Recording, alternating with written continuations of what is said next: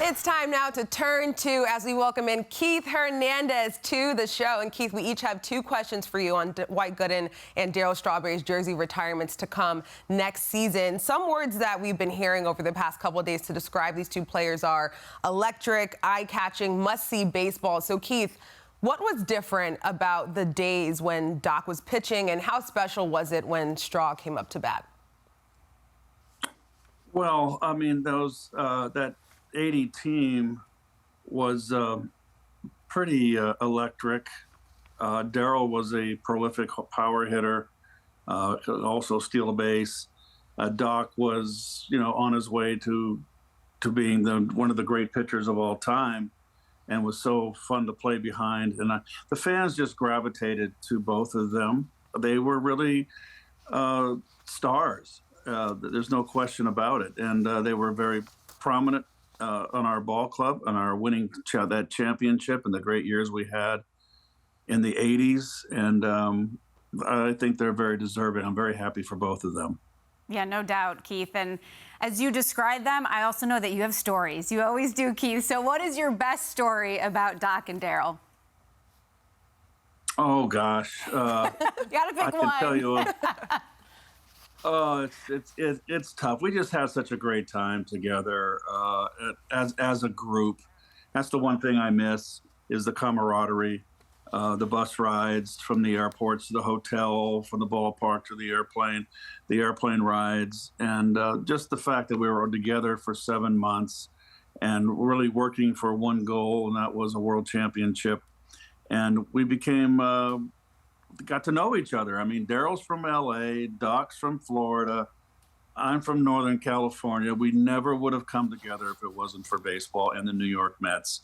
And that's the beauty of professional sports, how it can bring people together, and also brought the community together.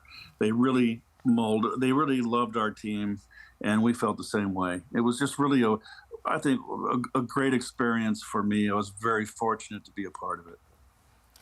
Keith, last year you had your number retired. So I'm curious, so thinking back on that ceremony, how special was that, and how cool is it to get to see your retired number when you are calling Mets games? Well, actually, from my angle in the booth, I can't see my number. I have to really bend down and lean out over the booth, out on almost to the seats, the cameraman in front of us, to see the number. But I know it's there.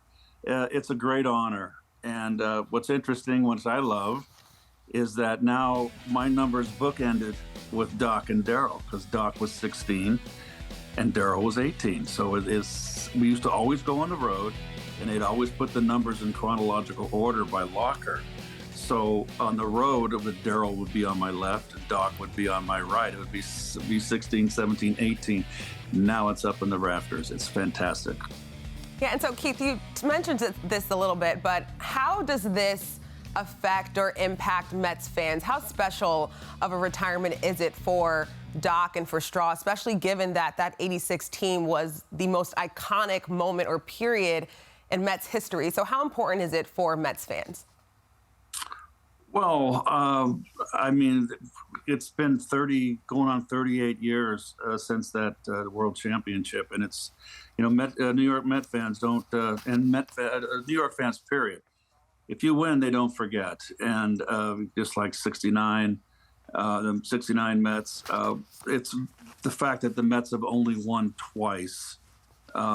It makes it very, very special, and Met fans always gravitated to us. I think that our team was a great representation of the gritty New York, the gritty New Yorker, and that's why I think that they related to us. And things were different back then for some reason. I can't explain it. When you came to Shea Stadium, there wasn't all the stuff around like you have at Citi Field, and I love Citi Field. You came to watch a ball game. People were in their seats. There wasn't other things. If you had to go to the bathroom or go get a beer, it's fine, but you came back. People were in their seats 15, 20 minutes, 30 minutes before the game because there was nothing else to do. They came to watch the ball game, and they loved our team because I think we just played hard. And, of course, in '86, we delivered. You had mentioned that now your number can be bookended, right? Because you're going to have your teammates up there with you. What's the sense of pride and meaning that has for you, that now it's not just you, but you can look up there and kind of just remember 86, your teammates, just what that means and represents for you guys? Well, I think that the 80s were probably the greatest decade in Met history. We only won once. We we got beat by the Dodgers in '88, but we had so many. We would have been in the wild card. Probably, not probably. We would have been the whole entire time I was a New York Met, which was 7 years, I believe. But it just to have been a winner in New York. There's no place like winning in New York. And I think with Darryl and Doc, I think that now that there's three of us up there, really we were never represented up there at all. It was Seaver and Piazza, Casey Gill, and then Kuzman came, and here we are. We were kind of going, well, we had a pretty good team here in the 80s. Why isn't anybody else up there? And now it's happened. And I think it's just fantastic. And I think it's great that our 80s team has the most representation with three players. And I think rightly so. Yeah, absolutely. And we're looking forward to the days next year where their jerseys will be retired. Keith, thank you so much for stopping by and spending some time with us. All right, great. My pleasure.